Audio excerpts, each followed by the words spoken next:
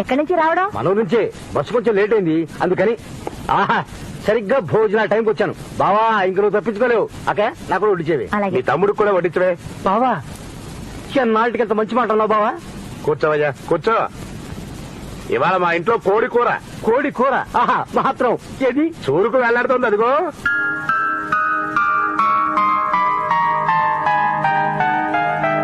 దాని ఒక్క రెప్పార్పకుండా చూస్తూ పొట్టెన్నం మింగేయడమే కూర తిన్నంత తృప్తిగా ఉంటుంది.